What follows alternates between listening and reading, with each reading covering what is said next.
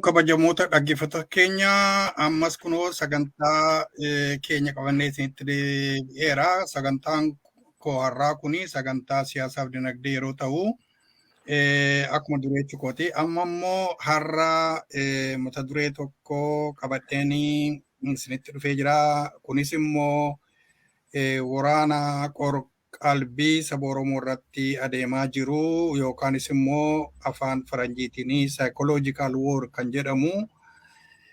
Isa kana egaa walii fi ifa goonee wanta adeemaa jiru kana akka irraa hubannee qabsoo keenyatti fufnuu fi keessummoota qabadhee dhufeen jira.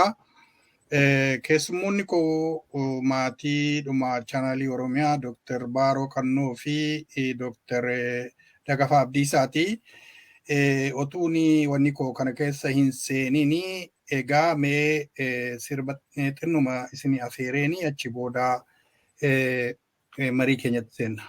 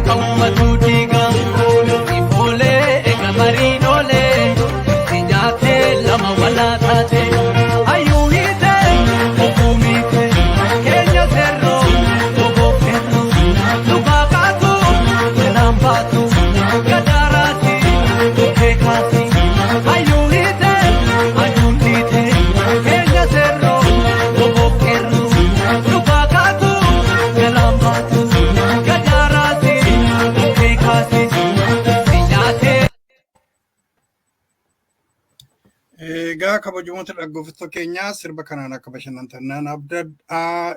Amma gara marii keenyaatti deebina. Mariin akkuma ani kanaan dura kaasee mariin keenya har'aa wanta amma yeroo ammaa kana baay'inaanii biyya sana keessatti karaa meediyaa adda addaa yookaanis immoo karaa feesbuukii karaa sooshaal meediyaa kan hundumaa qabsoo Oromoo irratti waraana qalbii adeemsisaa yeroo jiran kanarratti namoota lama Dr. Baaroo Tumsaa nama meediisinii baratee fi akkasumas Dr. Dagafaa Wanniisaa innis nama hakiima hojjechaa ture. Saayikolojiin maal akka ta'e warra sirriitti hubatanii lola saayikoloojikaal war yookaanis immoo waraana qorqalbii jedhamu kana akka isaanii nu ibsaniitii fi asitti afeereen jira. Maaliif yoo jennee kana yeroon kaasu lola baatii tokko fuuldura mootummaan sirna nafxanyaa Abiy Ahimadiitiin durfamu saba Oromoo irratti labsuun amma isaa danda'ametti lola karaa hidhannoo waraanaa duwwaa utuu hin taane daboo kadhachuun karaa alaa akkasumas immoo warra alaas ta'ee warra biyya keessaa uummata cunqurfamoota keessaati waraana bobbaasuun saba Oromoo waliigalatti hiraarsaa akka jiru hundumti keenya kanaan duras irratti dubbachaa turree hin beeknaa. Amma ammaatti waraana sanatti milkaa'uu akka dadhabe argaa jirra. Sababisaa waraanni bilisummaa Oromoo yeroo hundaa caalaayyuu cimunaanii ofirraatii qolachaa jira. Egaa yeroo karaa kana dadhabu jibbaata yeroo ammaa kanaa qorqalbii saba Oromoo dha'uuni waraanni bilisummaa Oromoo yookaan immoo qabsoon Oromoo kunii faallaa akkasiiti jedhee waan hin taane odeessuuni karaa hundaa dibbee rukutanii saba keenya akka inni luucca'ee hin deemnee fi hamilee isaa cabsuu fi wanta hojjetamaa jiru argaa jirra. Isa kana egaa lola keessatti lola muuxannoo addunyaa ta'e keessatti psychological war yookaanis immoo waraanni qorqalbii jedhamu kuni dhiibbaa maalii qabaa kan jedhu irratti mari'annaa jechuudha. Egaa Dr. Dagafaa fi Dr. Baaroo baga nagaatiin deebitanii isiniin beeksisuun nan barbaachisu baay'ee asirratti yeroo hundaa deddeebitanii uummata keessanii fi barumsa dandeettii qabdan irraatis ta'ee karaa siyaasaa karaa hundumaa kennaa turtanii har'as immoo dhaggeeffattoota keenyaatii fi wanta sabi kunii irraa baratee qabsoosaa gara fuulduraatti fufee cunqursa irratti jiru kana jalaa bahee akkuma saba kamiillee bilisa ta'ee jiraatu irratti gorsa gaarii laattoodheeni abdadhaa. Egaa amma otuu yeroo kun fudhatanii akkuma aadaa qabnutti hangafatu yeroo hundaa dursaa Dr. Dagafaafin gaaffii duraa kana kennaa. Dr. Dagafaa dhaggeeffattoota keenyaaf akka galutti lola keessatti psychological warfare yookaanis immoo lola qorqalbii jedhamu kana irratti saba keenya irratti deemsifamaa jiru kuni jechuun maal jechuudha? Mee kanuma konseptii kana yookaan psychological war kan jedhamu kana beessa godhiitii saba keenyaaf ibsuu yaali. Galatoo yaadayyaana nagaama sagalee miti. Nagaama. Ilaa kan hubachuu qabnu akka waliigalaatti kan hubachuu qabnu biyya tokko keessatti mootummaan uummata cunqursuu fi uummata cunqursaa jalaa bahuudhaaf tattaafatu qabsoo godhu gidduutti falammii guddaatu jira jechuudha. Ilaalcha guddaatu jira jechuudha. Inni mootummaa qabatee uummata cunqursee jiraachuu barbaadu warra qabsaa'u karaa adda addaa waan qabsaa'otee hojjetanii akka waan uummataaf hin yaadne tokkotti akka itti dhiyeessu. Akka akeekii uummata qabsaa'u uummata garbummaa jalaan ba'a hacuuccaa jalaan ba'a jedhee qabsaa'u akeekisaa akka maniirra kunnee fi waan qabsaa'otee hojjetan sanaa bishaan itti naqa. Uummati akka dhuguma hidhee fudhatee isa bira dhaabbatutti hojjetaa jechuudha. Wanta amma ta'aa jiru kuni waan haaraa miti. Durumaa kaasee adda bilisummaa Oromoo keessatti waraana keessatti waraana isaanii erganii basaasota erganii waan adda bilisummaa Oromoo waraana isaa keessatti hojjetaa jiru. Waraanni waan hojjetaa jiru kana basaasanii deebisanii mootummaa sanaa fi akka gabaasanitti ergaa turan. Kanii harkatti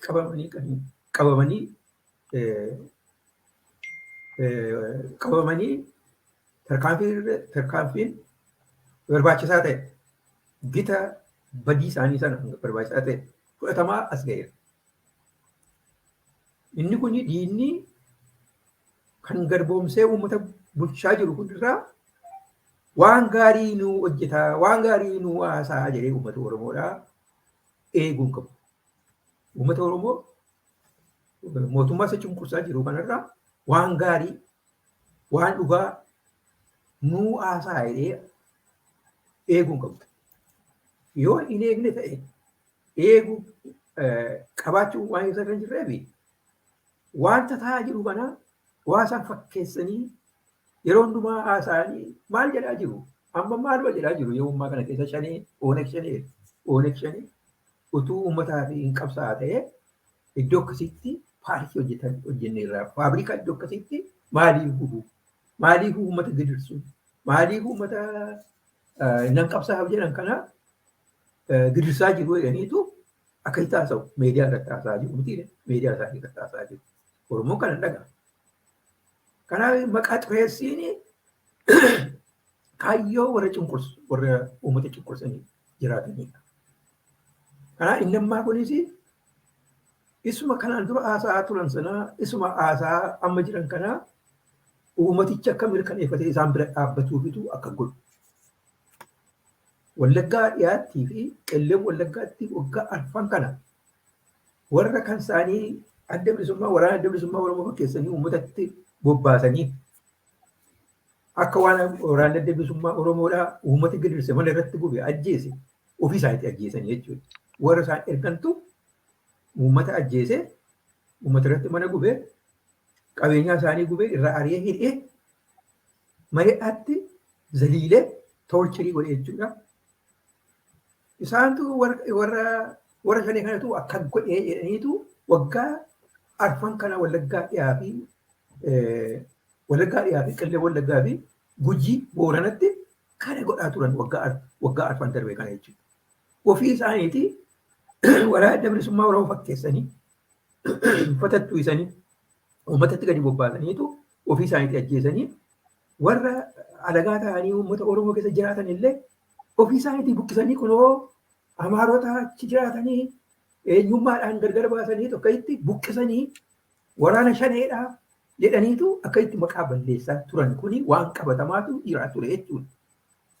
Waraana adda bilisummaa Oromoo warra akkasii kanaa uummata keessa faca'anii akka akkasiin goonee fi piraaktikaalii kan nu beeknu dhiiga Wallaggaatii fi qillee Wallaggaatti ijoollee baay'ee qabanii akka isa amma eengadda giddu galaatti isaanii waraana woboo fakkeessaniitu dubartoota gudeedan kana gudeen jedhanii qabanii uummata biratti dhiyeessan kana waraana adda bilisummaa Oromoo dhiyaa Wallaggaatii fi qillee Wallaggaatii fi gujii keessatti warra akkasii kana qabaniitu tarkaanfii fudhataa turan. Uummatatti dhiyeessaniitu waan uummatitti murteesse kana godhaa turan. Inni kun yeroo sana teekinooloojiin waan isaaniif hin mijamnee fi intarneetii waa irraa kutanii fi akka ammaa kanaa nuu dabarsuu dadhaban malee waggaa arfan kanaa qabaniitu akkasitti warra uummata gidirsu kanaa qabanii tarkaanfii fudhataa turan waraana adda bilisummaa Oromoodha. Amma intarneetiitu yookiin teekinooloojiitu isaanii mijateetu amma sa'een gaddaa kanaa baasanii jechuudha. Kuni yeroo hundumaa waan akkasiiti. Waraana adda bilisummaa Oromootti erganii yeroo leenjii keessa turre yeroo mooraa leenjii keessa turre illee akkasitti itti erganiitu yeroo yaaddu sana erganiitu hedduutu qabame jechuudha. Kibbatti hedduutu qabame jechuudha. Basaasota isaanii erganii waraana fakkeessanii erganii waan adda bilisummaa Oromootti dabalaman fakkeessanii waan waraana adda bilisummaa Oromootti dabalan fakkeessanii basaasota isaanii ergaa turanii akkasitti illee qabamaa turanii jechuudha. Kanaaf uummati keenya qool qalbii cabuun qabu kuni diinarraa waan gaarii hin jedhee uummati keenya Erga akka godhanii maaliif isaan hojii dhaabbanne qabsoo isaarraa akka hin deebinedha kan himu nurreeru jechuudha. Kanaafitu ammas asirratti dhufne haasa'uu eegalle. Kanaaf uummati keenya waan mootummaan kun tooftaa adda addaatiin waraanatti ergee waraana adda bilisummaa Oromoo fakkeessee waan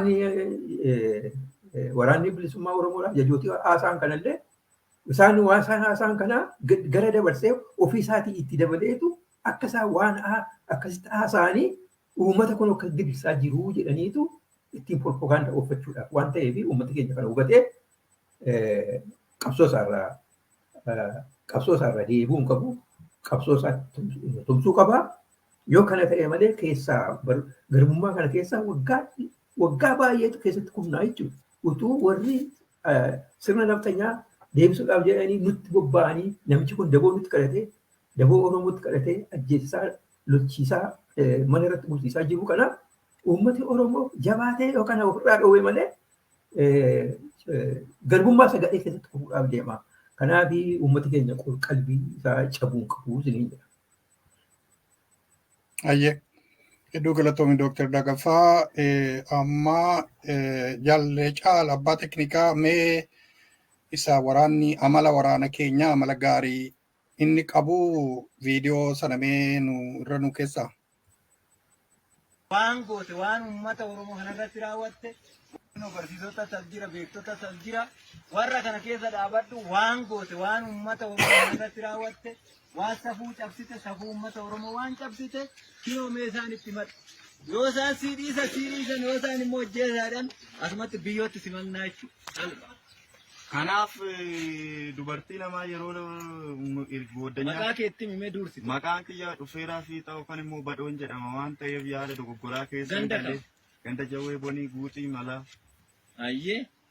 Kanaaf yaada dogoggoraa keessan galee jechuudha dubartii. Gaafa guyyaa kamii? Gaafa guyyaa kalee. Ayyee. Sa'aatii meeqan? Sa'aatii 6. Halkan keessa. Maal goote mee akkam goote hidhattee?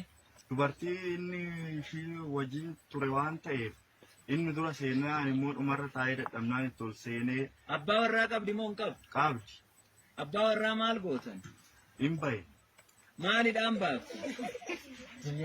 Inni rasaasa qabaan immoo harka duwwaa. Qawweedha sodaachiftanii baafta. Inni qawweedhaan alatti eegaati immoo maal goote? Nan gudeeti. Hin gudeedde. Ayyee. Maqaa ishee eenyu jedhama? Dhiisi. Okkee dhiisi. Ati mee itti fufime?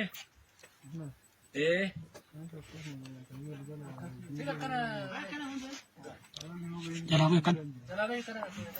Kun mayyuu ganaadha. Siga kan. Maqaan kee eenyu? Ol kaasi ibboo akka uummanni kun dhaga'utti akka qeerroo qarreen hayyoonni dhaga'anitti. Caalmaa eenyu? Ayiluu eenyu? Ganda kam? Aanaa kam? Aanaa jaldu maal hojjette?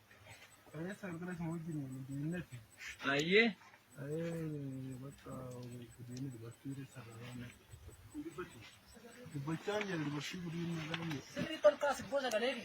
Dabareetti dabartanii gudeeddani? Dabareedhe. Sina dhaggeeffadha.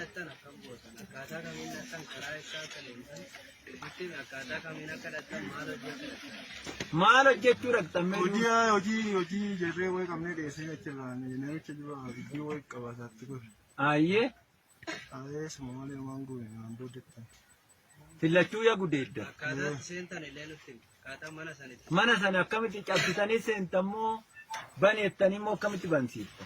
Baneen nama bana. Ayyee. Isa booda isaan maal jettanii? Isaan isin barbaadan taatee inni karamaan jenne. Ayyee. Kanu. Eenyu dursee gudeeti?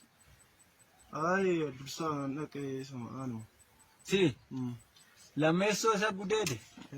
Inni qawweedhaan isa eega? Inni qawweedhaan eega isa lakkisee. Mee ati immoo kootti mee kana bahe? Beessaan qaama barnoo abaaboodha jedhaatee gannoodha jennaan. Nama meeqasi? Nama torba. Maqaan kee eenyu? Bojaa. Bojaa eenyu? Bojaa Jifaanaasi. Ganda kam? Ariitii Dhankoo. tariitiidhaan kun aanaa kam? Jaldu. Aanaa jaldu maal hojjette? Kan nuti naannoodhaa nuti qaama bilisummaa Oromootii birrii nuu kennaa deemee dinnicha namaa kukkutan. Dinnicha namaa kukkutan, birrii namarraa fudhatan, waan kanatu jira jechuudha. Isa booda eenyuun qabamte? Isa booda nama isaa nama faana qabu. Waraana bilisummaa Oromoo siin qabe. Kana jiraachuu akkana bayyaabba. Kootu mee? Atoo eenyu maqaan kee? Burukee. Burukee eenyu? Dabbabaa. Abbabaa eenyu? Dabbabaa. Dabbabaa eenyu? Alamu. Mee waan hojjette himi?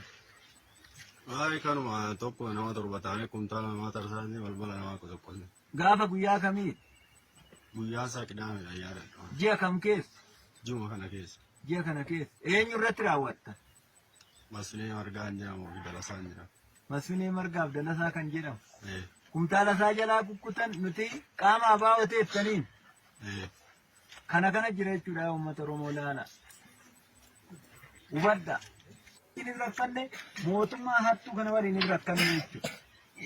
Waan mootummaa hattuu kanarraa dhaalte isa dalagaa jirti jechuudha kunillee. Kanaaf amma murteen kan keessan hin ajjeefne moo gorsinee gadhiif?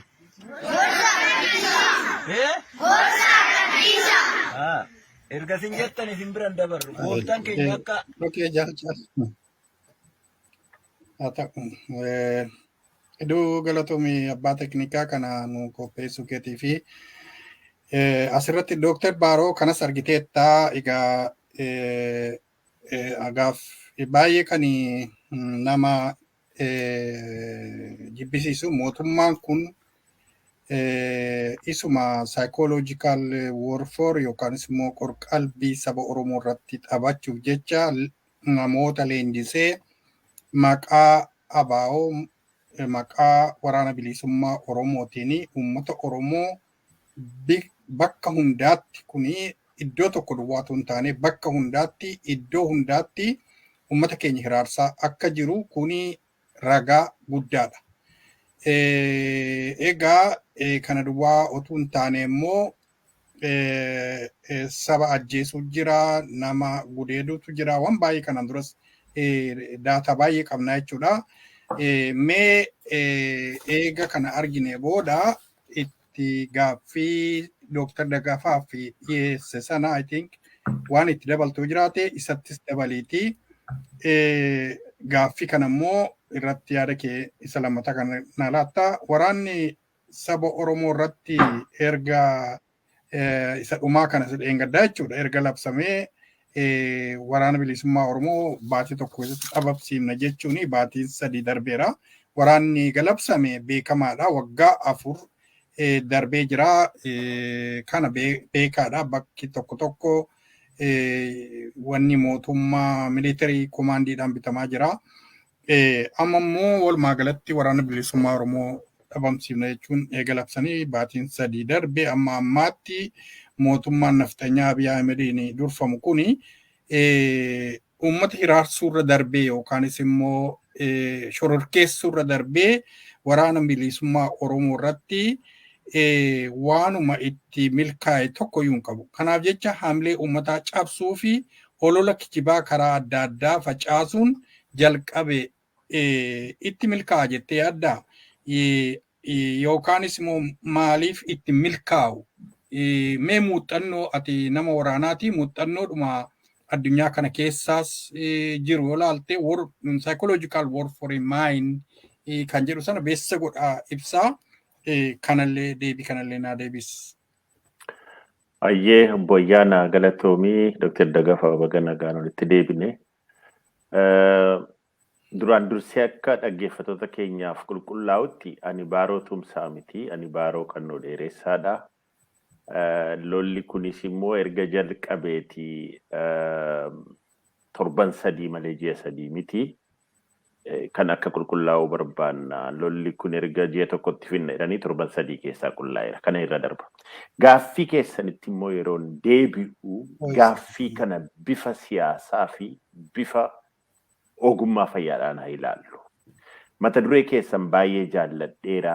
Gaaffii yookaan waraana qalbii yookaan immoo psychological war kan jedhu kun maalii kan jedhu mee ogummaa fayyaa keessatti maal fakkaata saayikooloojii yookaan immoo saayinsiin kana qoratu maal qorata isa jedhutti duraan dursee saayikooloojii yeroo jennu gurguddaa waa lama irratti fuulleffata. Tokko waan sammuu namaa kana, lama immoo waan amala namaa kana irratti fuulleffata. Kuni akkaataa itti sammuun namaa kun akkamitti naannoo irraa kaasee, maatii irraa kaasee, naannoo irraa ollaa, naannoo biyya addunyaa fi waan keessa jiru akkaataa itti ilaalan sadarkaa sammuu grade of yookaan attitude of mind isa jedhan kana waan akkasii kana ilaala. Akkasuma immoo amala kana, amala namaa kana maal fakkaata namni kun, nama amala qabeessa, nama hamaadha, nama soobuu, nama dhugaa kan jedhu fundamental waan ta'a waan akkasii qorata.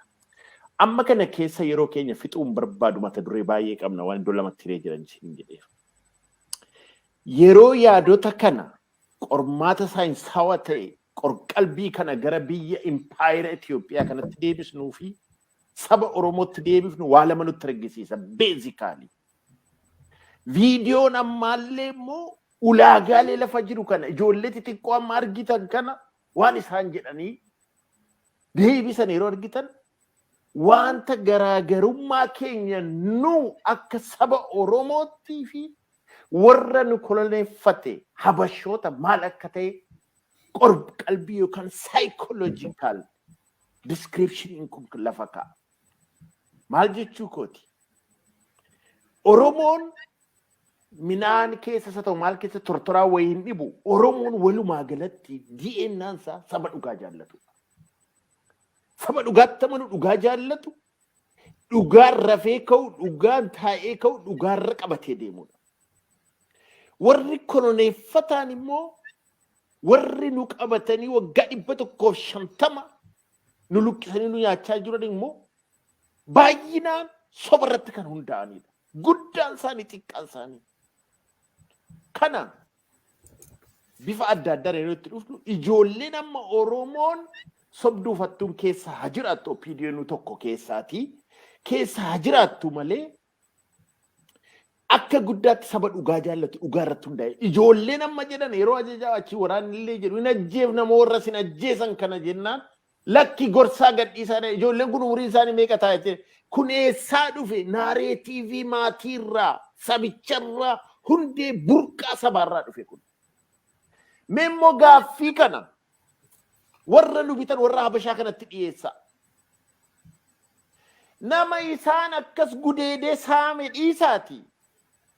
Oromoon maaliif biyya isaa keessatti afaan Oromoo haasa'ee maaliif aadaa Oromoo uffatee nama kan akkam goone yoo jedhanitti dhiyeessan Piroofeesarraa kaasanii amma xiqqaatti ajjeesaa jedhu. Ilaa garaagarummaa ilaala. Ittiin darbine this is a fundamental garaagarummaan qorqalbii psychological waariin achirratti jalqabaman. Totally backgroundiin keenya garaagari. Amma muummichi ministeeraa waan Oromoo urgaa'u argeen beekuu kan jennuuf kanarratti hundaa'e. Maaliif namtichi kuni akka nama garaa kaasaan qabu soba firfirsaa deema namichi kun. Aadaa maalii keessatti guddate kan jennu. Amma yaadota kana fuudhee immoo gara siyaasaatti darba.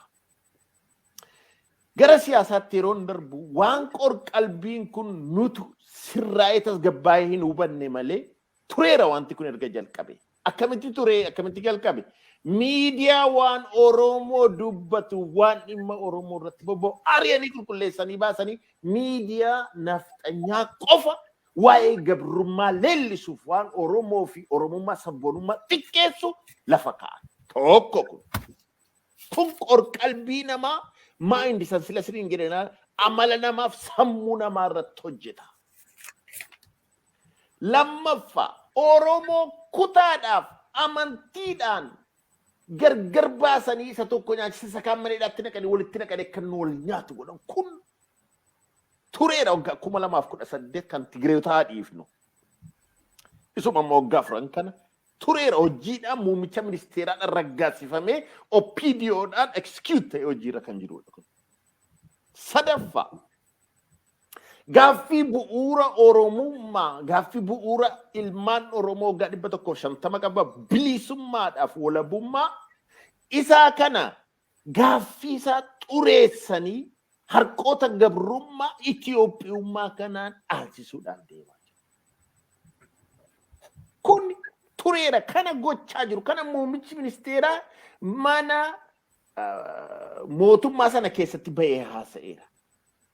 Kan biraawoo maqaa farra misoomaan Oromoo hidhu ajjeesu gudeedu lafarraa buqqisanii balleessaa jiru. Kun tureera. Inni shanaffaanoo waraana isaa kan isa eegu gaachana isaa kan akka diyaamendiif warqee maqaa xureessanii jeeqxota jedhanii maqaa. Kuni irra tureera.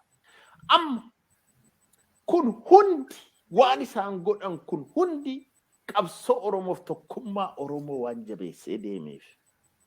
Waan waraana isaa garmalee gabbiseef. Waan tokkummaa Oromoo garmalee jabeesseef. Jarri kun amma tooftaa biraa gabbaasanii dhufan. Maali tooftaan kun? Tooftaan kun yeroo gara kanatti ni deebi'u seera militarii addunyaa keessatti waa afran tokko barbaachisa. Waa afran kun haala saayinsii militarii keessatti tokko maal jedha? Communication technology jedha. Communication technology meeshaa qofa miti. Communication akkaataa ati itti waraana kee gubbaa gaditti ajajju. Wajjiniin communicate gootu. Dhugaa itti himtu. Maaliif akka qabsooftu kana irratti wanni gootu. Basically it's communication. Lammaffaa. Decoy and deception jedhu. Maal jechuudha?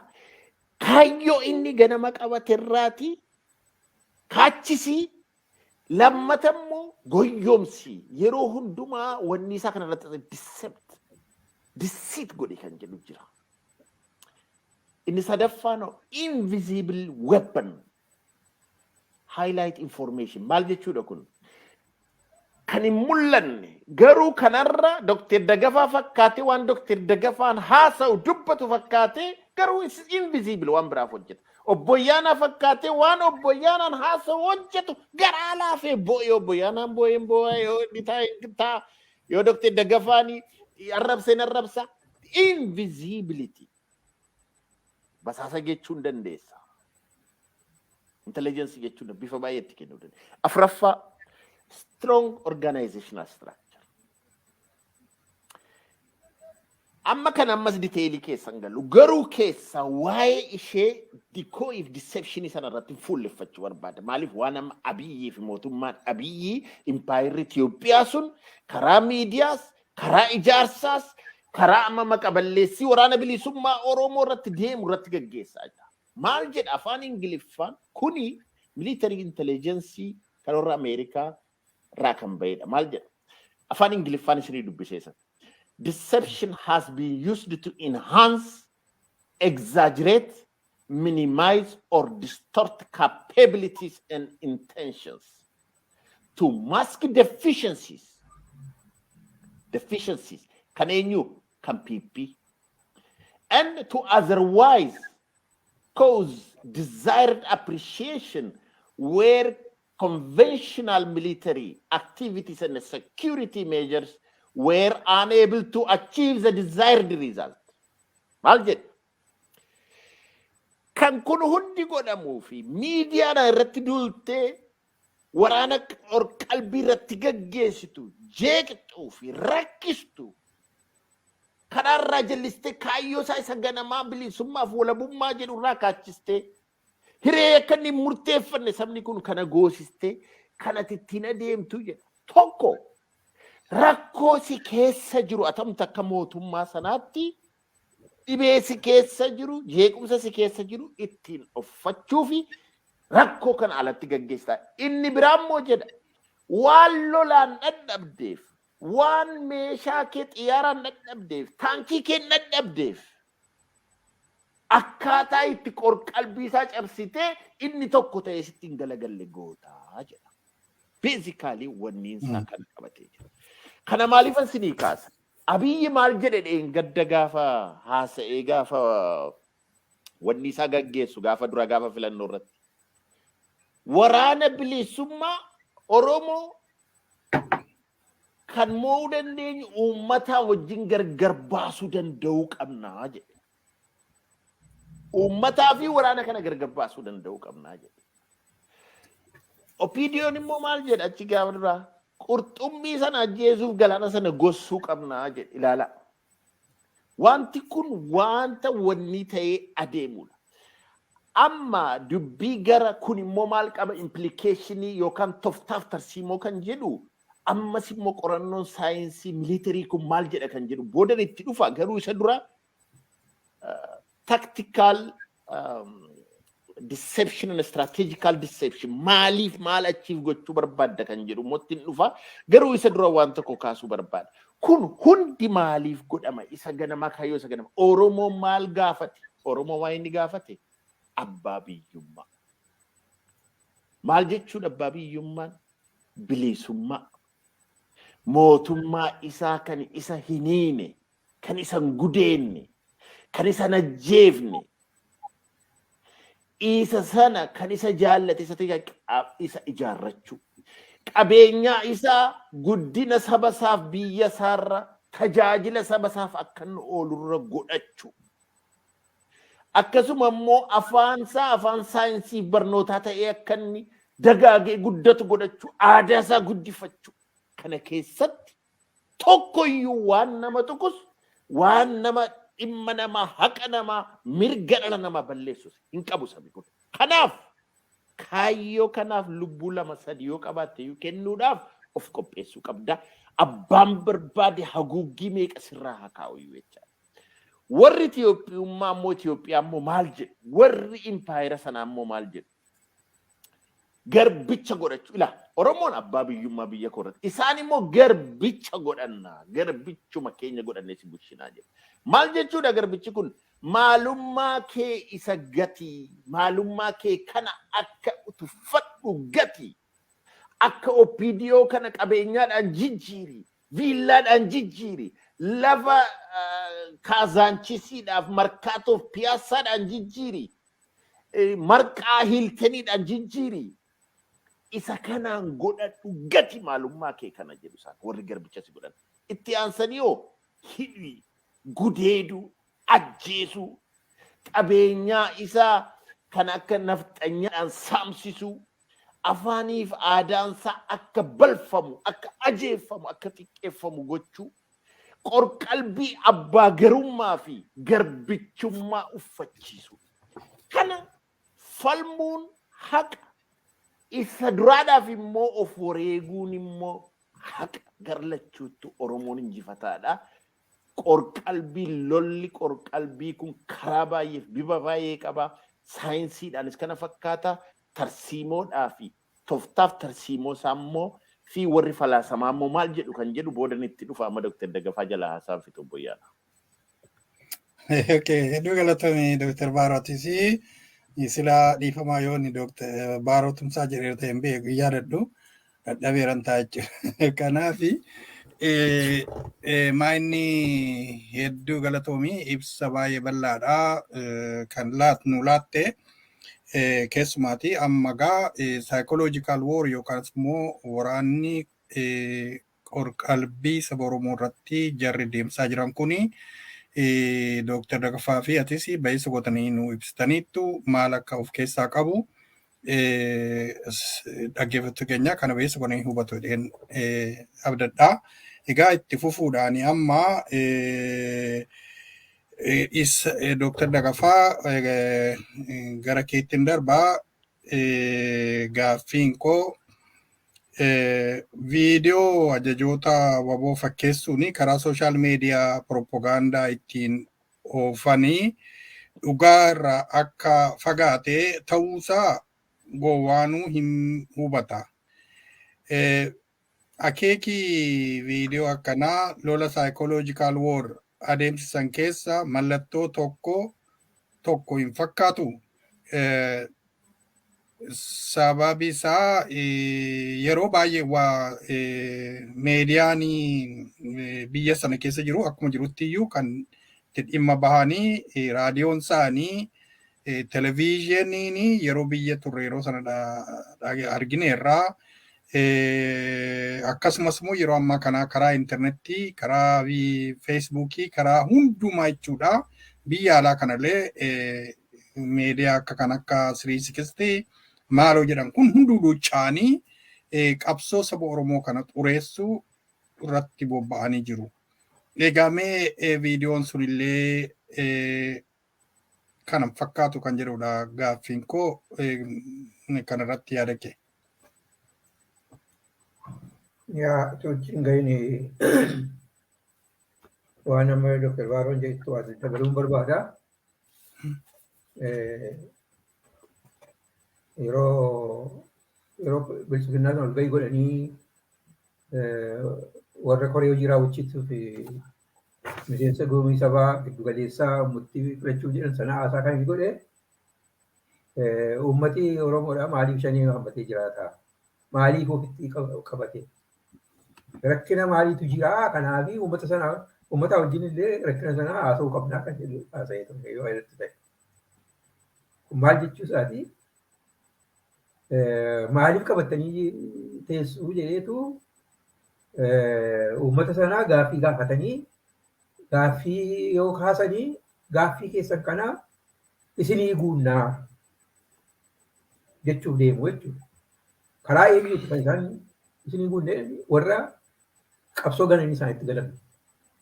Karaa sanaa uummata irratti bobbaasuu barbaadan jechuudha. Tokko kana. Lammaffaan immoo dargaggoota hojii dhabanii jiran kana hojii isinii kenninaa hojiitti isin qacarraatii achitti hin dabalamnaa waraana shaneetti hin dabalamnaa. Shanee jechuun ilaa Oromoo irra deddeebiin haasa'anii shanee jechuun maqaa leebelii godhu agartee murtii waa tokko amma sanyii duguuggii keessatti obbo sanyii duguuggii gochuuf jettu leebelii godhu uummata duguuguudhaaf jettu sana. Uummata fixuudhaaf jettu sana leebelii godhu. Maqaa leebelii godhu jechuun maqaa itti maxxansitaa jechuudha. Itti maxxansitee sababa gooteetu uummata sana ajjeefta. Nama sana ajjeeftaa, uummata sana ajjeeftaa, qabeenya isaa irratti guddaa, mana isaa irratti guddaa, ijoollee isaa jala ajjeeftaa, hin buqqiftaa, akka namni uummati sun gidira argu gootaa jechuudha. Kanaaf shanee jechuun namni akka itti ilaalutti waraana bilisummaa Oromoo shanee moggaasanii jedha namni akkasumatti dubbii. Waraana bilisummaa Oromoos dabalatee uummata Oromoo yoo PP jalatti buluu baatanii uummati Oromoodhaa shaneedhaaniitu leebelii godhanii maqaa itti maxxansanii waan jiraniif waraana bilisummaa Oromoo gargaaraa jirtuu jedhan ittiin uummata sanaa buqqisuudhaa, qabeenya irratti bubuudhaa, ajjeesuudhaa, maayyaatti gashanii zaliiluudha, toorcherii gochuudha. Kanatti akka Oromoon akkasii to'achuu qaba jechuudha. Amma uummata sanaa wajjin haasofnaa maaliif ofitti qabatee jiraataa jedhuun suni warra gananii isaanitti galanii warra isaaniif ejentii ta'anii hojjetanii isaan kana uummatatti gadi bobbaasaniitu kana hin godhinaa mootummaan kunii mootummaa hawwamaadhaa mootummaa alagaan illee hawwuudhaa kanaaf isa bira dhaabbadhaa hojiin isinii kennamaa jedhaniitu akka waraana bilisummaa Oromoo bira dhaabbanne gochuudhaafitu deemu jechuudha. Tokko kana biraan immoo dargaggoota hojii dhaban waraanatti kirkiriitii gochuu waraanatti fiduu isa kaan immoo poolisiitti fiduu humna addaa poolisii humna addaa jedhanii leenjisan kanatti rikuriitii gochuu dabaluu isaanii leenjisanii horii xiqqootti kennaniitu akka isaan uummata isaanii irratti deebi'anii isuma amma godhaa jiran kanaaf uummata isaanii irratti deebi'anii uummata isaanii ajjeesan gidiraa agarsiisan kuni waraana bilisummaa Oromooti jedhanii akka ajjeesaniifitu isa kanaaf deemu jechuudha. Gara biraan immoo hojii isinii kenna faabrikaa keessa hojjettu amma yeroo bal'aadhinaati hojii hojjechuudha hojii hojjettaniitu sooromtu akkas gootu maaloo jedhaniitu uummata kana faffacaasu divaayid dandaluun akka ittiti uummati akka bilisummaa isaa irratti hin xiyyeeffanneefitu waan adda addaatiin gargar facaasaniitu isaan lubbuu isaa dheereffachuu barbaadu jechuudha. Kanaafitu uummata kana wajjin haasofne ni jedhu kanaa jechuudha. Gara biraan uummata iyyoomee jiru kana poolisii ofii isaaniitii iyyuu qacaran kana uummata sakattaati horii doolarii 100 ol ta'u kan ta'u yoo argitanii sarbaa wura su'e sarbaa jechuudha. Fudhaa saamaa waan yoo isaa keessaa qabu fudhaa baankiidhaan kan inni qabu fudhaa akka itti saamaa jiraadhaa jechuudha. Warri hojii dhabanii rakkataa jiran kuni poolisootii mindaa isaan kennan kuni mindaa mootummaan kennu waan hin geenyeefi waraanni isaanii mindaa isaan kennan waan hin geenyeefi carraa kana argataniitu nama gidiraa agarsiisanii karaatti dhaabaniitu fiisi isaa keessa sakatta'u jechuudha. Horii gimxoo doolarii 100 kan ta'u yoo harkatti arganii isaa gadiyyuu kan ta'u silkatti argina irranii harkaa fudhatu jechuudha. Kun maal inni anarkiidha jechuudha. Mootummaan biyya sana hin jiru jechuudha. Seerri biyya sana hin jiru jechuudha. Uummata akkaataa itti jiraachisan wallaalanii ikoonomiinis dinagdees waan kufee jiruu fi uummata akka saamee afoolummaa keessatti laaqamee dantaa mataa isaatiif jedhee uummata akka gidirsuuf kan hojjetu jechuudha. Kana uummata Oromoo gochuu qabu. Kanaaf wanti silaa jedheera gaaffii tamma kaafte kana hin fakkeessaniitu yeroo ammaa kana agartee akkaataa itti amma nuti Facebook irratti agarru akkaataa itti warri haasaan fakkeessanii akkaataa isaa itti dhaabbatan sana photoshoppii godhan jechuudha. Fiichaan isaanii kanaan dura waan qabaniif isa photoshoppii godhaniitu akka itti dhaabatee haasaa jira. Innis akka itti dhaabatee haasaa jira. Inni fakkeessuudhaaf. Fakkeessuudhaafitu uummata biratti maqaa xureessuudhaaf hidhaa isaanuu kana godhaa jiru yaa uummataa isaan bira dhaabbatinaa summa kanaan dura sobaan odeessaa turan jechuudha. Namatti gadi bobbaasanii namoota isaanii uummata gidirsaa jiran. Koloola inni nu haasofne inni nu jalaa jirru kuni kunootii jedhanii isa mul'isuudhaafitu intiriigii shira hojjechuudhaafitu kana godhan.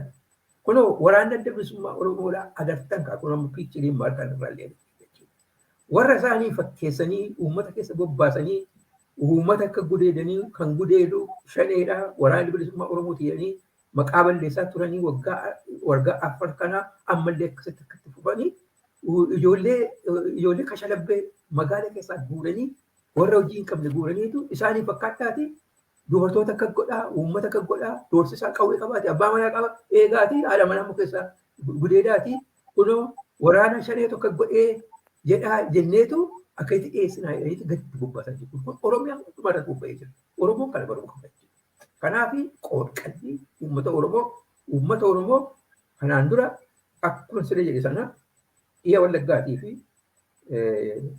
Qellee Wallaggaatii fi Gujiidhaa fi Boorana keessatti kun piraaktikaalii waan ani beeku jechuudha. Kan inni ani beeku jechuudha.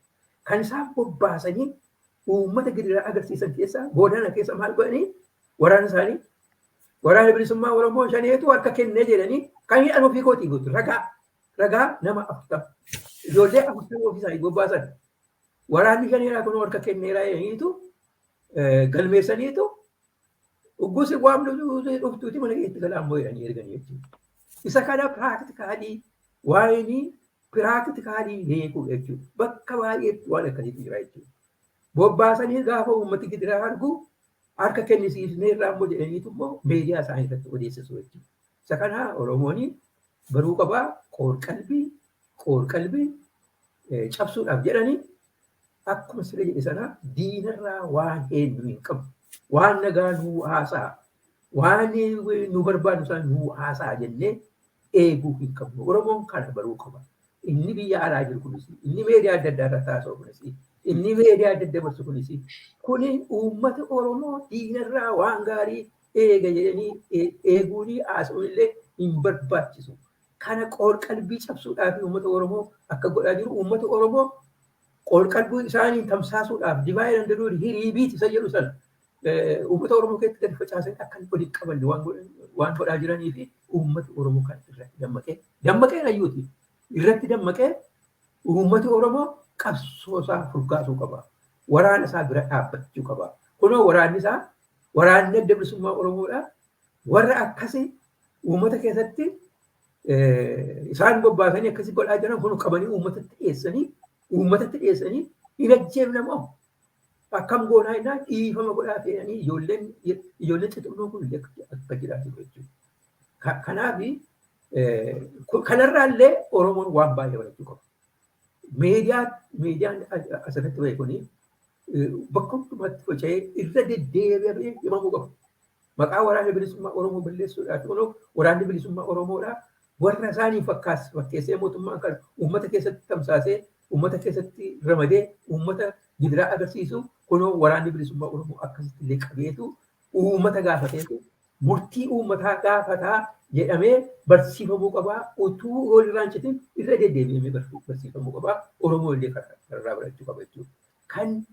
Kan gantoota karaa adda addaadhaa isee keessatti bobbaatee jirtu uummata Oromoodhaa dammaqee odeessa olii dabarsuudhaanii qabee waraana bilisummaa Oromootti kennuu qabaa. Kanaan akkasitti fuudhuu qabaan siin jedha. Hedduu galatoomi Dr.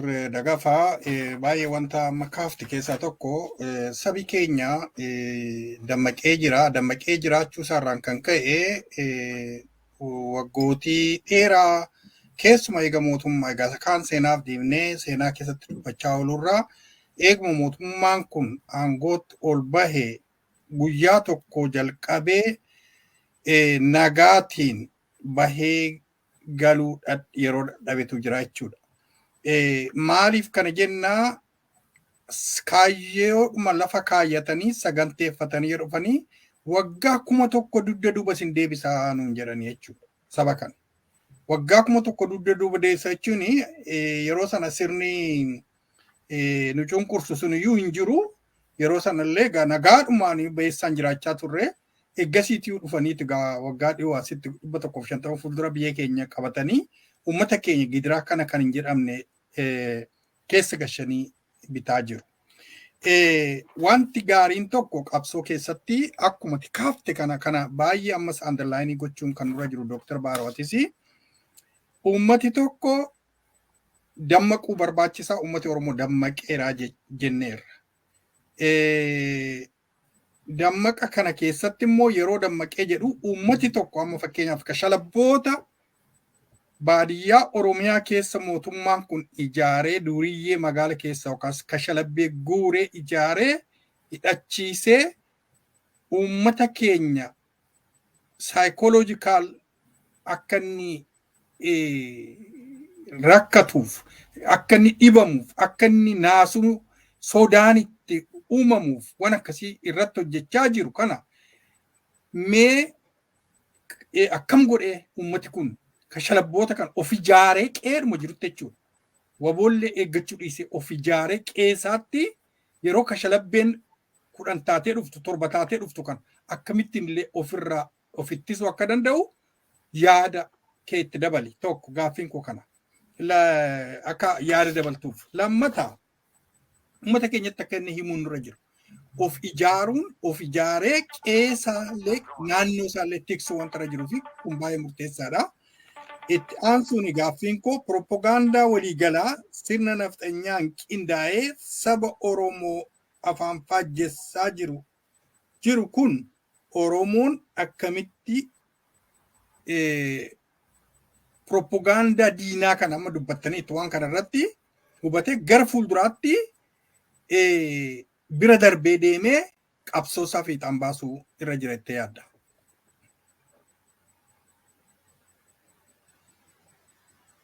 Yaalbaaroo. Ofirraa kaase. Gaaffii bayyaana gaaffii lama na gaafattanii tokko uummati Oromoo akkamitti kashlabboota kanarraa of eeggata ijaaramee inni lammaffaan immoo olola diinaa kan akkamitti cabsee irra aana kan jedhudha. Isa kanaa fi dura waan sila siniin jedhe toftaaf tarsiimoo maaliif jarri kun godhu. Toftaaf tarsiimoo kana gaa akka ija saayinsii miliitariidha yoo ilaalle toftaansaa maaliif yeroo hundumaa mootummaan tokko sobarratti hundaa'a. Murni biyya bushu keessatti murni diktaatara andimokraatik ta'an kuni maaliif yeroo hundumaa sobaan gaggeeffamu maal godhu kan jedhu kana keessa wanti guddaan fedhii isaanii yeroo gabaabaa fedhii dheeraa bara dheeraa sana utuu hin taane fedhii isaanii yeroo gabaabaa nyaachuu dhuguu iseedhaatii obboleessa isaanii fira isaanii maatii isaanii aantee isaanii sobu. Jarri kun haala yeroo gabaabaa qabu. Akkuma kana gabroonfataan kun waa'ee biyyaa jedhan, waa'ee egeree jedhan, waa'ee dhala namaa mirga dhala namaa jedhan tokko kana quba hin qaban. Beezii isaanii san sila sinii kaa'e kana sin irraanfatine hundeen isaanii soba irratti ijaaramee dhaabbate jirri kun. Sobaan jiraatu, sobaan dhufanii, sobaan jiraatu, sobaan itti fufu. Takka dhugaa haasa'anii rafuu hin danda'a. Maaliif? Yoo dhugaa qabaatte har'a impaayera sana keessatti mana hidhaa lixxa, hin tumamta, hin gudeedamta, hin saamamta, hin ajjeefamta. Yoo dhugaa dubbatte, yoo dhugaarra dhaabbatte. Kanaaf fakkiin miseensota adda bilisummaa Oromooti. Ifaadha. Yoo soba dubbatte hoo viillaa argatta, marsadiisii argatta, galgalaa ganama nyaattee duddaa, wuskii duddaa, cooma kuttaa akkasitti jiraata. Wanti kun moral philosophy-dhaan immoo maal fakkaata kan jedhu ittiin dhufa ammatti waan itti focus gochuu barbaadu. Tactical deception maaliif soba siniin jedhe waan gabaabaa yeroo gabaabaa sanaaf waan barbaadu. Maal jedha achirratti amma silas wanni militarii sana keessaa tactical deception occurs when an individual is able to use an honest act from his normal repertoire in a different context to mislead familiar individuals. Short it a fedhiidhuma yeroo gabaabaadhaaf wanta godhattu waan itti adeemtu waan amma opiidiyoon gootu jechaadha. Amma yoo isin beeta mangistii yookaan haalli siyaasa biyya kanaa maalirra jira paarkiitti si geessite paarkii sitti argisiisti. Yoo ati ummati kun akkamitti bula mirgi isaanii eegama siin jette ati gaafatte ilaalimee akkatti dimokiraasii wanniin keenya waa'ee misoomaa kun waan qamadii kun bareedu laallafi qamadii kun siin jetti. Totaalii karaa atirraa jirturraa karaa si jallistu ofiifis hin jirtu. Kuni waan gabaabaa yeroo gabaabaadha. Inni immoo tarsiimoo strategical inni kaayyoo Oromummaa kana balleessee Itiyoophiyummaadhaan cuuphuu barbaadu kun. Inni waan Oromoo urgaa'u balleessuu barbaadu kun. Inni waraana Oromoo balleessuu barbaadu. Inni waraana Oromoo maqaa xureessuu barbaadu kun. Waan gadda muummichi ministeeraa walgahii irratti jedhe sana. Uummataa fi waraana kana gargar baasuu booda uummata kana qobaatti akka jawwee liqimsuu kan jedhudha. Kan ammoo sareensaa opiidiyoonis jetteetti. Qurxummii sana qabachuu galaana sana gossuu jette. Maal jedhammoo warri addunyaa kana irratti dhaabbatanii akka institutioniitti deceive kan godhan kun maal jedhu isaan immoo strategical deception aims to manipulate elite perception in order to gain competitive advantage. Viidiyoon amma ba'u, ololli amma waraana bilisummaa irratti oofamu, dhaaba siyaasaa adda bilisummaa Oromoo caccabsan, waan hunda kana godhan sammuu warra illiitii warra Oromummaa isaanii maalummaa isaaniitti cimanii jiran illee iddoo isaaniirraa kakaasanii diiguu fi warra immoo sila kutuudhaaf fiiguudhaaf gara maaraatoonii sobaa sanatti fiiguudhaaf karaarra jiran immoo jabeessee fiisisuudhaafiti kanaafi jedhan in order to gain competitive advantage. It is usually jedha ilaala waan amma viidiyoo bahe kana sin argattu as keessa. It is usually achieved by the passage of information to a national or military decision makers either directly or via national intelligence services. Channels for passing such information include public or private statements by government officials or any leaders, leaks to journalists, double agent, spying of technical intelligence collection sensors. Ila. Kuni qabsoo bara qeerroon kumi kudhanii ol itti dhume akkaataa itti abiyyiin faatti booji'anidha. Waan biraa ajaa'iba maajikii biraan hojjennu. Kanuma ishee malaa barruu seentensii tokko 2 3 4 5 6 kana hojiirra oolchan. Har'as Viidiyoon waraana bilisummaa Oromoo irratti ba'us. Ololli waraana bilisummaa Oromoo irratti oofamus. Ololli adda bilisummaa Oromoof hoggan adda bilisummaa Oromoo irratti oofamus. Ololli waanuma qabsoo kana qabatee deemu kan irratti oofamuufisi waan biraa miti. Isheen galama sirii dubbise strategical deception aims to manipulate elite perception in order to gain competitive advantage. Mind competitive in sun, mind in all dogorsun, gabrumma bilisumma Ethiopiumma Oromumma. Ishee kana achi keessatti guddisuu barbaadu. Kanaafi warri na dhaggeeffattan wanti amma deemamu kun soba. Karaa tokko lama miti karaa baay'eedha kijiba karaa jirtu teessoo kee akka sibiilaan ijaarradhu qawwee kee hidhadhu dhugaa kee hidhadhu qabsoo kee itti fufi kanadha kan si baasu. Kan biraa warri filosooferri immoo maal jedhama Profeesar namichi filosooferri Kaanti kan jedhamu namni Jarmanii tokko baay'ee nama soba jibbudha. Maaliifi jedheen sobii jedha yeroo hundumaa nama biraa yoo si gargaareyyuu nama biraa miidhaa jedha. Sobii ergama seexanaa qabaa jedha. Sobii gargaarsa haa ta'u malee gara fuulduraatti siinuu si balleessaa jedha. Amma waan Profeesar Kaanti yookaan moral philosophy ni jedhanii kun waa'ee safuuf saalfii Oromoon baay'ee aadaa isaa keessatti soba balfatuuf jibbuu fi dhugaa jaallatu tokko fi waan warri nafxanyootaa fi habashoonni waggaa 150 nu bultummoo soba akka dammaa dhudduuf jaallattu kuni garaagarummaansaa maali maajikummaansaa akkamitti kan jedhu gaaffii tokkoffaa sila obbo Yaanaa gaafatetti deebi'e kashlabboota kana akkamitti of eeggachuu danda'a sabni Oromoo jedhu. Kashlabboota kanarraa kan ittiin of eeguu dandeenyu dura warri waa gaggeessina jedhu saba keenya kana gabrummaa keessaa baasuuf deemna bilisummaatti geessuuf deemna. Ummata kana ofii qabsoofnee ofii shaamaa ibidda taanee ifa taanee bobaanee saba kana ifatti baafna jennu dura garbicha saba kanaa kan bor hidhamuuf taa'u kan bor du'uuf taa'u kan bor tumamuuf taa'u kan bor rakkateellee du'eellee awwaalcha dhabee karaa irratti rakkatuuf taa'u taanee of fudhachuu danda'u qaba. Malee yoo bor viillaa keessa hin jiraadha jette yoo bor dhaqeen konkolaataa sana Finfinnee keessa deemu bareedaa sanan qabadha jette yoo dhaqeen lafa Oromoo irraa buqqiseen achitti viillaa ijaarradha jette qabsaa'aa ta'uu hin dandeessu. Pirinsipaalii guddaa Oromooni isa dhufee waan gaarii taasisa utuu hin taane dhuguma kuni qabsichaaf sabichaaf of kennee jira.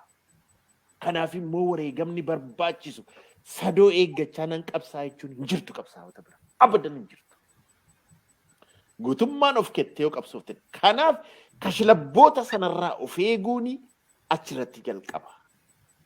Kanammoo akkamitti godha warra qabsoo sana gaggeessuu fi warra qabsoo sana hojjetee walirraa fudhatee deemutu wal qabatee kana gaggeessa. Yoo garuu achi keessa dantaan mataa hin dhufti ta'e yoo ofiidhaaf jireenya barbaada ta'e Oromoof Oromoo ollaaf ollaa walitti naquu jalqaba inni nuti gaggeessu achirraa dubbiin jalqabdi. Achirraa sobii baati. Isaa waa dhossee waa godhatu argita. Isaa maatii isaa gargaaru argita. Kana miti qabsaa. Kana akkasitti of eeggata jechaadha. Ijaarsa jabina dhaaba isaatii sana ijaarsa isaa sana akka kanatti deema. Inni lammaffaan immoo waan akkamitti kana ummati Oromoo olla kana jalarraa baa jedhu waa'ee military seera military keessatti sobuun hin danda'ama kan jedhu The Hague Convention 1907 kan ba'e tokkotu jira. Sobii hin barbaachisu kan jedhan kan akka Profeesar Kaantifaa namni Jarmanii kuni gaarii miti sobii keessatti immoo kan akka militarii biyya eeguu saba guddaa eegu tokko keessatti sobi deemamuu hin qabu jedhe. Booda dhumarratti gaafa Heegii irratti Heeg Convention 1907 maal jedhanii iddoo itti danda'amu qabaa iddoo itti hin danda'amne qabaa jedhan. Yeroo itti danda'amu waan hamaa sana waan si miidhuuf deemu sana balleessuudhaaf akka biraatti sobdee gaggeessuu hin dandeessa. Garuu warra waraana sana deeggaran warra kaayyoo waraana sanaa qabatanii jiran warra dhugaa sanaaf karaa sanarra qabatan ajjeesuu tuquun sirra hin jiru jedhan. Har'a Habashaan maal jechaa jirti? Oromoo kan kaleessa dhalate miti, kan har'a dhalate miti, kan bor dhalatuuf deemuu du'uu qabaa jechaa jirti Habashaan. Kanaaf olola kanarraa kan ittiin ba'uu dandeenyu duraan dursinee jarri waliin jiraachaa jirru kuni bofa nu nyaachuuf nu keessa dhufe dhiifama yeroon akkas jedhu. Maaliifin akkas jedhe kana? Jecha kana yeroon bofa nu nyaachuuf dhufe yeroon siin jedhu namni mana kee keessatti dhufee lakkii akka itti haadha manaa kee wajjin bultu ijoollee kee wajjin bultu afaana taasoftu ana sii kenna jedhu kuni seexana bofa malee nama miti. Kanaaf jedheen bofa jedheen dhala namaadhaan bofa jechuu barbaade. Har'a nutti darbani nutti dhufani mana keenya jireenya keenya afaa keenya aadaa keenya balleessani. Dhaaba siyaasaa keenya kan nu falmunuuf dubbatu balleessani. Waraana keenya akka warqee diyaamandii bareedu kan saba isaaf daggalatti galee lolu kana nu jalaa tuqani. Hiree mataa keenyaaf biyya keenya abbaa biyyummaa keenya fudhatani. Kanaaf kan ittiin kana ittiin irra aanne mo'achuu dandeenyu back to the basics.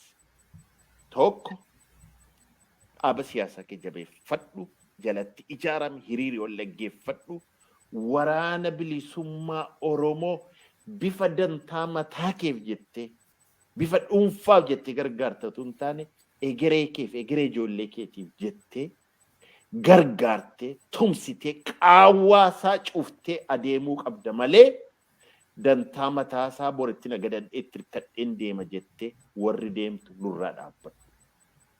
Qeerroo keenya jabeeffachuu qabna. Akkasitti deemnee irra geenya cocktail of victory kana jabeeffannee itti adeemnaan jedha obbo Ayyaana Fixadhe. Ayyee hedduu galatoomaa yeroon keenyas deemaa jira. Amma gaaffii gaggabaaftanii matu nawanni gootu daqiiqaa 10 duwwaa isinii qabna. Ilaa wanta tokko dubbatte waanuma amma isa mata duree keenya wajjin walitti dhiyaatu competitive advantage kan jedhanii jarri barreessan suni amma garee lamatu jira. Tokko ummata Oromoo waraana bilisummaa Oromoo fi dhaabbolee siyaasaa dhaaba siyaasaa bilisummaa Oromoo karaa gam tokko saba isaa fi haqaa fi lolutu jira jechuudha. Karaa biraa immoo sobdoota koloneftoota gorortuu ollaadhaati qabeenya Oromootiif gorortee waraana leenjiftee Oromiyaa irratti baaftee Oromiyaa akka inni sirna garboomfataa jala wajjaarra 21 keessa akka inni garbummaa jala jiraatuutiif tattaaffii guddaa gochaa jirtu karaa biraa immoo jechuudha. Jarri kuni competitive advantage argachuuf egaa humna isaanii yeroo karaa waraanaallee dadhabanii karaa waraana qorqalbii saba Oromoo irratti geggeessu jechuudha. Waraana qorqalbii saba Oromoo irratti geggeessan kanaanii akeeki isaanii tokkoof tokko saba Oromoo cunqursaa irra ture sana itti fufuun waan inni qabu saamuun bashannanii Finfinnee akkuma ta'etti bashannanii Finfinnee keessa jiraachuu bashannananii biyya isaanii ijaarrachuu sabicha garuu gadadoo iyyumaan jiraachisuudha jechuudha. Kanaaf jecha sabi Oromoo Oromummaan seensi Oromummaa qabu dabalatee jechuudha. Isa kaan isa dammaqe duwwaatu hin taane har'a dhabamsa keessaa bahuu fi qalbiin isaa ta'u karaa waraanaa cimee qabsoosaa kana akka inni fiixa bahuutii fi waliin hojjechuun baay'ee murteessaadha. Uummati keenya immoo kashalabootan sila jedhe sana baadiyyaa keessa dhufanii dubartii Oromoo gudeedan yookaan qabeenyaa nama dhuunfaa saaman kana of ijaaree gandatti ijaaree magaala keessa kan jirus of ijaaree diina alaa dhufee isa saamu kanarraati of eeggachuun baay'ee barbaachisaadha. Kanaan itti dabaluu barbaade maaliif ani kan hin barbaade akka kanaatti of ijaaruu barbaachisa. Magaaluma Gincii keessatti yookaan immoo Gimbii keessatti yookaanis immoo baadiyyaa keessatti of ijaaranii alaanutti dhufee kun kashalabbeen safuu keenya cabsaa jira. Of ijaarree eeboollee qabaate eeboodhaan waanuma qabuutiin diina kana ofirraa deebisuu hin danda'a. Yoo of ijaaruu dhiisee garuu Gimbii keessaati alaatii kashalabbeen meeshaa waraanaa 20 hidhattee dhuftee uummata bal'aa kuma 20 ta'u kana salphiftee deemtee jechuudha. Isa kana Oromoon baruutu irra jira. Warri nu dhaggeeffatu yaada kana babal'isuutu barbaachisan jira. Ani itti dabaluun barbaade Oromootii fi wanni keessaniif of ijaaruun akka barbaachisatu dubbatteetta. Kana gaaffii koo xumuraa Dooktar Dagafaa Oromoon kana deebiftaniittu garuu yoo waa hafeera ta'e achumaan dhaamsaa wajjin Oromoon akka caalaatti qindoomee waraana isaa waboo cina dhaabbachuun yeroo dhumaaf qabsoo isaatti xumura itti gochuuf qabxiidhaan lamaan sadan tokko lafa kaa'i achumaan dhaamsa kee dhaammadhu. Dooktar Baarotis yoo dooktariin waa hir'ise itti dabaluun itti dabalatte jechuudha. Kana booda sagantaa keenya raawwanna. Maaliif amma akka Oromootti kana gochuu sirra jira yaa saba Oromoo jechuudha. Sammuun ofiillee warra propagaandaa kana jala bahuun qabxii tokko. Propagaandaan ishee kijiba akka ta'e himuun nurra jira. Galatoomi. Wanti biyya keessa kan jiru Oromoon innumti magaalaa guddaa keessa jiru iyyuu oduu argataa hin jiru. Kana baruu qabna. Warri miidiyaa irratti hojjennu, warri biyya miidiyaa adda addaa irratti hojjennu, warri yeroo adda addaa illee dhufnee furmaatu kana ta'uu qabaa jennee haasofnu. Wanti nu haasofnu kun baay'een isaa uummati biyya keessa baadiyyaa keessumaa baadiyyaa kan jiru hin dhaga'u. Dhaga'an jiru kana waddaa. Maaliif dhaga'uu jibbee utuu hin ta'in neetwoorkii jalaa cikkutu. Alaa ammarraa hiriyaa tokko wajjin haasa'an ture Finfinneedha. Intarneetii nurraa kutanii waatu immoo hojjetamaa jira dhagga baay'ee na gaafata. Agartanii Finfinnee keessa taa'eetu anaan na gaafata. Situ irra beekaa warra ala jirtantu iyyuu dhagaa. Waatu jira moo maaliif nurraa kutanii hiriyaa na gaafata jechuudha. Hiriyaaluma koo sanii ayyaanaati beektuudha. San gargaaraa jiru. Na waan nu amma haasofnu kana baay'een isaa dhaga'an jiranii. Saatalaayitii irratti illee oduun keenya darbu kan dhaga'u warra saatalaayitii diishii qabu. Isaan hunda isaanii miti. Isaan immoo kan qaban iyyuu yaraadha. Inni baadiyyaa jiru hin dhaga'u oduu walitti dabarsan malee. Kanaaf nuyi kan nurraa eegamu uummata sana waan haasofnu kana achitti dabarsuudhaaf iyyuu qunnamtii iyyuu gochuu qabna. Ittimu oreentii gochuu qabna. Oreentii barsiisuu ilaa kana deemaa jira. Kanatti sitti dhufaa jira. Kanatti sitti qophaa'amaa jiraatii yoo waan tokko akka tasaa dhalatee akka haaraa sitti hin taanetti kanatti qophaa'aa. Kuni diinaa akka ta'e hubadhaa. Isaan miidiyaa isaanii galgalaaf ganama guyyaa kan Habashaadhaa. Isa Dooktar Baaroon liisii isaanitti dabarsina. Isaan kana dabarsaa jiru. Uummati isaa akkasa dhaggeeffatu barbaadu. Keessumaa isa biyya keessaa Finfinneedhaa darbaa jiru kana reediyoodhaanis televezyiinaanis isa dabarfatu dubbii sobaa. Uummati amma akkan qoradhee irra ga'e kanatti uummati baay'een isaa hin banuyyuu meediyaa isaanii kana banuu dhiiseera. Sobatu nuu gameedha. Kanaaf nuti sila bakka sana buuneetu propagaandaa keenya meediyaa inni ala jiru kuni inni saatalaayitii iddoo adda addaa irraa ba'aa jiru kuni saatalaayitii sanaan hundi isaa dhaggeeffachuu waan hin dandeenyeef karaa waan gara biraa itti daballeetu biyyatti himuu qabna, uummatatti himuu qabna. Akka hiitu haa qopheessu. Uummatichi mootummaan kun waan inni uummata irratti hojjetaa jiru ofii isaatiiyyuu ummaticha jiilcheetu uummati jibbeera. Mootummaan kun uummata biratti jibbameera. Kana irra aanuudhaaf jaarmiyaatti ati jette kan Dr. Baaroos jedhe jechuudha. Anis jedhu jechuudha. Jaarmiyaan ijaaramuu qaba. Jaarmiyaan kun immoo nootneesanii walgahii gochuu qabu. Odeessa olii dabarsuu, caasaa uummachuu, neetwoorkii uummachuu. Neetwoorkii kana uumuudhaaf keessatti uumuudhaaf nullee qooda guddaa qabaachuu dandeenya. Qooda guddaa qabaachuu dandeenya. Neetwoorkii akka odeessa olii dabarsan. Maaliif Oromoon amma iddoo tokkotti hidhatee iddoo tokko hin taa'u. Iddoo biraa kan jiraatu jira jechuudha. Yookiin hojiidhaanii, yookiin barnootaanii, yookiin daldalaan iddoo biraa kan jiraatu jira jechuudha. Isaan kana neetwoorkii hojjetanii mootummaan kun akka caalaatti kufu waraana bilisummaa Oromoo bira dhaabbatanii waraana kanaaf oduu daddabarsuu fi isaan bira dhaabbachuu waan danda'aniin immoo of qopheessu. Yoo amma danda'ametti hidhachuu. Inni hidhanne immoo waanuma qabuun of qopheessuu jira jechuudha. Akka amma waraana iddoo adda addaadhaa nutti kadhatanii Oromiyaa irratti bobbaasan kana warra afaan hin beekne. Somaaleen afaan Oromoo beeku. Biyya Oromootti bobba'e. Amaarri faannoo maaloo jetteetu humna addaa Amaaraa jetteetu Oromiyaa keessatti bobbaate jechuudha. Afaan hin beektu.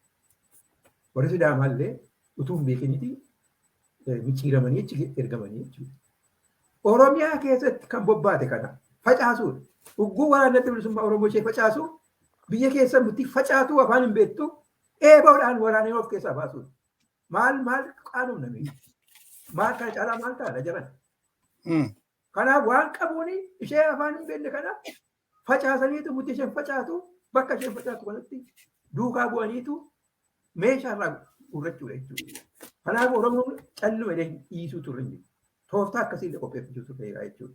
Kana afaan hin beekne maal biyya keenya keessa naannofteetu nama keenya jeefti qabeenya keenya gubdii mana keenya gubdii kanatti of ijaaruun barbaachisaadha jechuudha. Gara biraan kan inni himuu barbaadu utuun hin dheeressin warri gantuun Oromoodha durumaa kaasee amma ammaatti. Warri ammaa immoo keessumaa Oromoodhaa kana hubadhuudhaa karaa professional aspektii haasaa jiran bakka karaa warri gananii nyaata gaarii argatanii mindaa gaarii argatanii manni kennameefi makiinaan kennameefi akka babaaluun sila jiru kana kennameefi burundoo murmuranii foon dheedhii wuskii dhugu alkoolii dhugu isaan kun dhukkuba nyaachaa akka jiranii fi dhukkuba akka dhugaa jiranii uummati Oromoo baruu qaba. Inni galuudhaaf illee mootummaa kanatti galuudhaaf illee qophaa'ee taa'u dhukkuba nyaachuu dhattaa dhukkuba dhuguu dhattaa namni kun maaliif akka haasaa yoo jettani inni akka jaallatan nyaatanii waan ta'an kuni fayyaa isaa irratti dhiibbaa akka qabu hin beekan isaan garuu dhukkuba nyaataa jiru. Kolesteroolii of keessatti guuru, diyaabeetii qabataa, kaanserii akkasitti uumamaa. Kunoo dhiyoo kanallee agarree beektu gananii kan deemanii gulu du'e miti illee tokko dhufee harti feeleriidhaan. Warri kaanis immoo fuula isaanii gaggabbifatanii kanaan dura illee haasa'eera. Fuula isaanii gaggabbifatanii waan isaan harree fakkaatanii deeman jiru jechuudha. Garuu isaanirra nyaatanii bulanii ilaalu malee naannoo isaanii keessaa wantichi wanta hojjetaa jiru hin beekan. Akka tasaa jechuudha. Harti feelera jechuudha. Diyaabeetii qabataa, kaanserii qabataa, dhukkuba kiroonikii adda addaatu qabataa jechuudha. Kanaaf duudhaaf deemu. Kanaaf dhukkuba nyaataa jiru kan jedheen kanaafan jechuudha. Kanaaf yaa Oromoo warri ganan dhukkuba nyaataa waan jiraniif gara biraan immoo kan isaanii ajjeesu isa dhukkuba nyaataa jiran kan qofaatu hin taane waan yakka uummata isaa irratti hojjetaniif waan yakka hojjetaa oolaniif waan shira uummata isaa irratti xaxaa oolaniif halkan irriba malee bulu. Irribi immoo fayyaadhaaf barbaachisaadha. Nyaata isaanii dhukkuba nyaatan dhukkuba midhaan isaa nyaatan dhukkubatti ta'a. Irriba dhabanii buluu isaanii sun immoo naasuurraan kan ka'e yeroo hundumaa naasuurraan. Sobduudhaan sobdii barii naasuurraan kan ka'e irriba malee bulchuun ishee. Inni kun immoo moor dipireeshinii istireesiitti fida. Qaama isaanii of gabbisuudhaaf jedhan kana moor caalaatti iyyuu akka inni dafee isaanii ajjeesu isaan godhaa jechuudha. Kanaaf warri gananii akkas warri ganuudhaa fi abbalaa jirtanii dhukkuba nyaachuudhaatti of eeggadhaa. Uummata keessan bira dhaabbattanii uummata keessaniif hojjettanii akaayee nyaatanii yoo duutanii isinii wayyaa. Lubbuun keessan akka isin dheerata. Akka kana baraa. Oromoo kana baraa. Warri gantuun dhukkuba Doktor Nagabaabsi sa'aatii guutuu deemeera nama beekta miti hin fiiga. Kanaaf uummata Oromoo akkasitti hubachuu qabaachuu. Hedduu galatoomii dhaamsa baay'eedha inni kana inni godha. Jaallee Baarootis daqiiqaa daqiiqaa sadiin si kenna. Baay'ate. Ayyee daqiiqaa 46 wajjin sagalittan fixaa jechaadha. Ayyee tole isa dura fixuu yaada. Ani waan baay'ee haasa'uun barbaadu tokko wanti amma saba keenyaan nu barbaachisu miidiyaa kana jabeeffachuu achirratti sila Dr. Dagafaan kaasee ture maal gochuuf jabeeffachuun nu barbaachisa tokko olola diidaa amma qorqalbii waraana qorqalbii yookaan saayikoloojikaal waar isaan irratti fidan kana cabsuu danda'u akka inni soba ta'e bifa ragaalee adda addaan argisiisuudha. Lammaffaa immoo du'a keenyallee mo'achuu keenyallee gadda keenyallee gammachuu keenyallee saba Oromoo kan itti mul'atu miidiyaa jabaa qabaachuun baay'ee fardiidha. Kanarratti jabaannee karaa lachuu akka win-win ta'e nu hojjetu irratti hojjechuu qabna. Inni lammaffaan humnoota mo'ataa ta'anii yookaan cocktail of victory kan yeroo baay'ee yaa Oromoo humna Oromoon qabu kan diina ishee tafkii kana mo'achuu dhiisii gaanfa Afrikaa sana iyyuu irratti iyyuu hoggana ta'e dhugaa qabuu fi safuuf saalfii moral value kabajamaa ulfaataa sabni kun qabu kanaan saba dinqii ta'e ba'uu kan danda'u humna guddaa of harkaa qabna. Yeroo rakkoo guddaan jiru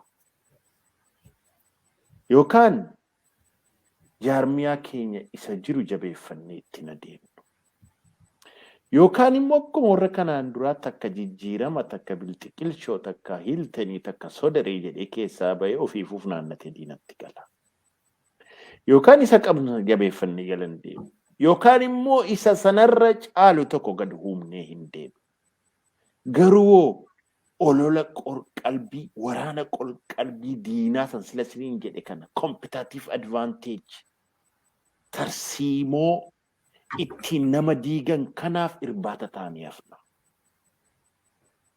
Yoo kana fooyyeffanne qalbii kana fooyyeffanne bilchina kana fooyyeffanne of kennuu sabichaafan of kenna bu'aa mataa koo miti.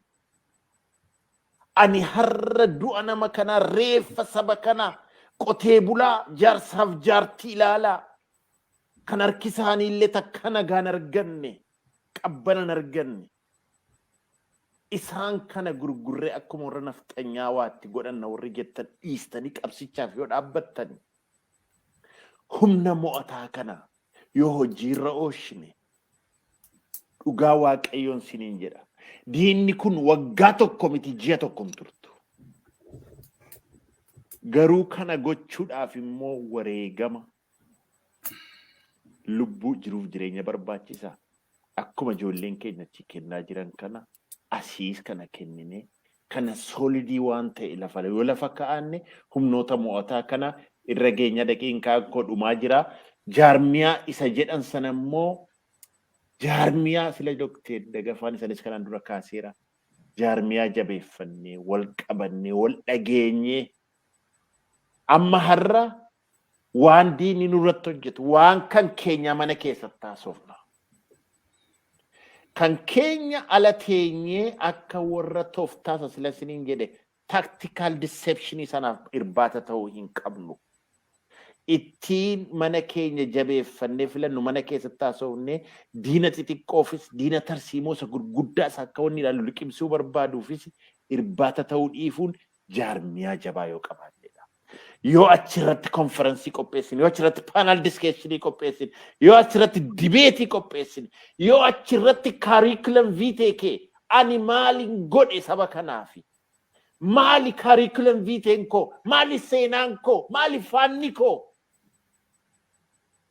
Maalan godhe qabsoo kanaaf kan jedhu kana iddoo itti goonee waltajjii ajaa'ibaa banuuf deemnu iddootti kana goon ni goona. Kana yoo godhanne diinni keenya guyyaa saafa baqattiin jedha galatoomaa daqiiqaa sakkeendii 30 dabarseera obboyyaan. Ayyee hedduu galatoomaa. Sekondii 15 waan inni raafadhe qaba ilaaliyyaan. Sekondii 15 akkuma silaamma viidiyoo irratti agarretti uummatii keessumaa ijoollee hangi xixiqqoodha kan jiran dhiifama godhaa jedhan. Dhiifama godhaa fi gadhiisaa jedhan. Garuu waa tokkotti dabalee qofa. Garuu egaa waraanillee waan godhuu beeka. Uummatichi dhiifama murtii godhamaniif warra yakka akkasii hojjetan kana ordoffii immoo godhaa jedhanii itti dabalatu. Ordoffii godhaa. Dhiifama godhaati ordoffii immoo godhaa. Akka isaan ittiin deemne lama. Tole hedduu galatoomaa kabajamoota dhaggeeffattoota keenyaa amma gara saba Oromootii fi dhaamsi darbee meediyaa cimsannee karaa meediyaa yaada walii haqoonnu olola diina hacabsinu kan jedhamudha. Dhumarratti kan isaan dubbatanii diina keenya karaa adda addaa karaa intarneetii karaa meediyaas kijiba isaanii karaa reediyoo isaanii saba Oromoo afaan faajjessuu irratti hojjechaa jiranii gurra laatinaa fiitii kan keessan dhugaa keessan isa qabdan isa uumaatiin qabdanii kunoosa uummata amma ammaatti illee agarsiisaa isa duukaa waliigalaa hojjedhaa of ijaaraa gandatti of ijaaraa qeetta of ijaaraa magaala keetta of ijaaraatii of tiksaa bineensi illee of tiksaa saba Oromoo kan jedhamtu jira. Kan biraan kan irratti har'a walii galamee of ijaara ammas of ijaara kanuma irra deebi'anii of ijaara ammas of ijaara yaa saba Oromoo ossaanis karaa fedhes of ijaara warra diina keessan isiniin ijaartee deebitee isiniin ajjeestu kana isaan biratti hin ijaaramina qullaa hambisuu dandeessu saba bal'aa waan taataniif kan jedhutu jira. Waraana keessan gaachana keessan lubbuu tokkitti qabu dabarsee isinii kennee gadadoo keessa ba'uudhaaf qabsoo gootan kana qabsoo kana fiixaan baasee badhaadhinaan dinagdee keessan irratti abboomtanii mana keessan irratti abboomtanii qilleensa keessan irratti abboomtanii bosona keessan irratti abboomtanii naannoo keessan irratti abboomtanii akka jiraattan fi ammas waraana keessan hundi keessa waraana keessan gargaara yeroo nama keessa geenyu kun yeroo murteessaadha kan jedhudha. Warri meediyaa chaanaalii Oromiyaa maatii warra ta'an har'a yaada isaan nu dhiyeessanii yaada kana hojiirra akka oolchinu abdachaa kabajamoota dhaggeeffattoota keenyaa egaa amma yeroo dhufuu walitti deebinutti nagaatiin turan isinin jedhaa qopheessaan sagantaa kana an ayyaana goobanaati. Galatoomaa. Aya Studio. Sabako.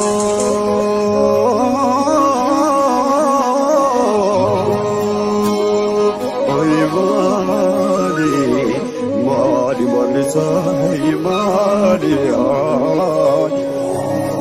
Tamari Anna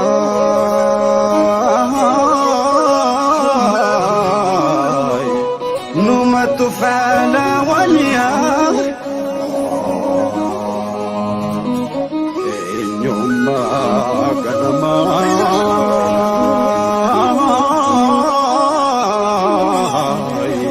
Bayan Warantolia Nyuma Duga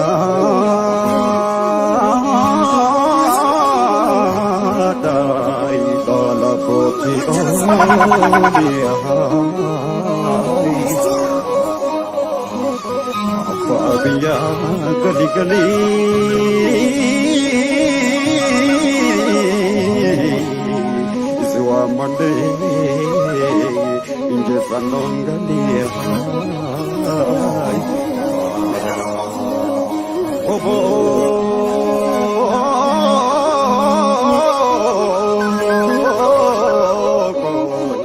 Zua Mande Nirgan Moti Kadia